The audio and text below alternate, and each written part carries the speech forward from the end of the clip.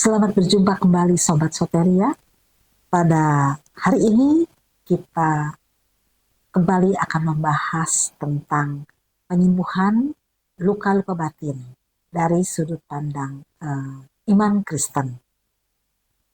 Penyembuhan luka batin merupakan satu proses penyembuhan batin manusia, yaitu dari pikiran, perasaan, dan kenangan yang menyakitkan yang pernah dialami seseorang pada masa lalu, khususnya pada masa kanak-kanak. Bagaimana untuk proses penyembuhannya?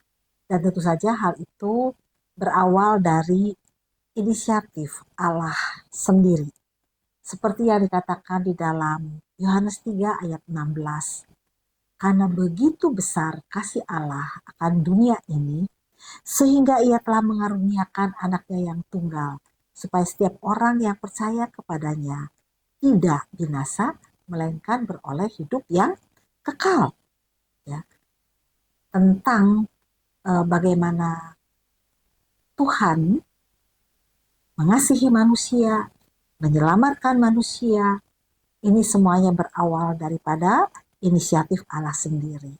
Dan tentunya Tuhan juga mengetahui tentang keadaan manusia yang kehidupannya penuh dengan luka-luka batin dalam kehidupannya. Dan tentunya yang bisa menyembuhkan, bisa memulihkan adalah Allah sendiri yang sudah menciptakan manusia itu sendiri. Jadi Yesus Kristus itu adalah Allah yang maha kuasa. Ya. Dan sekaligus dia itu adalah Allah yang mengasihi manusia. Dan Allah mampu memiliki kuasa untuk memulihkan seseorang yang mengalami atau menderita luka batin di dalam kehidupannya. Dan hingga saat ini kasih Tuhan dan kuasa Tuhan itu tetap sama, ya.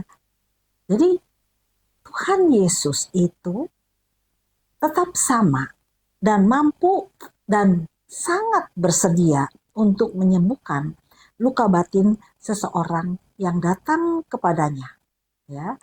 Jadi kasihnya, kuasanya itu tidak berubah dari dulu, ya, sekarang, dan juga nanti sampai yang akan datang.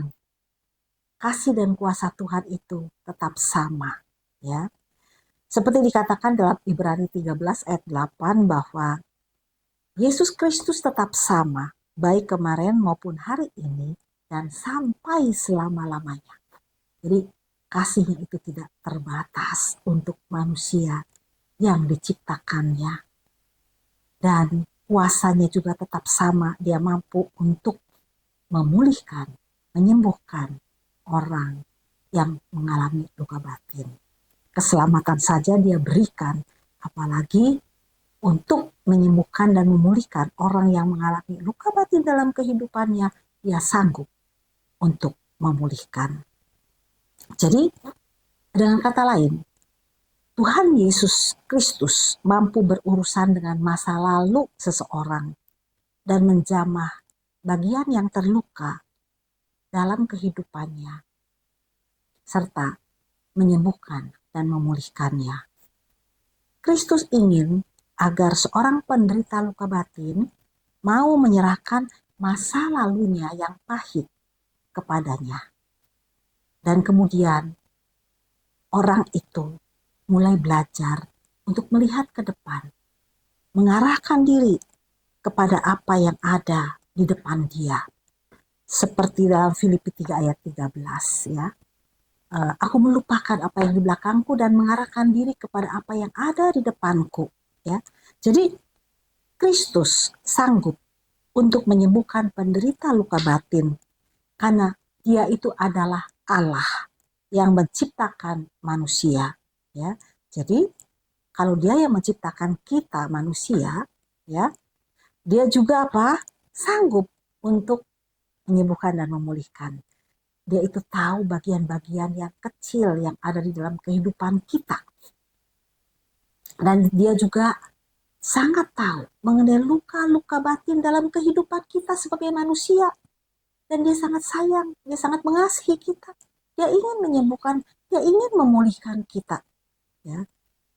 Jadi bagi Bapak, Ibu, Saudara sekalian mungkin yang pernah mengalami luka batin dalam kehidupannya, ingatlah bahwa Tuhan Yesus sanggup untuk menolong. Tuhan Yesus sanggup untuk menyembuhkan, memulihkan manusia ciptaannya yang sudah rusak, yang penuh dengan luka-luka batin itu di dalam kehidupannya. Apakah kita mau untuk boleh mengalami pemulihan? Apakah kita mau untuk menerima pertolongannya?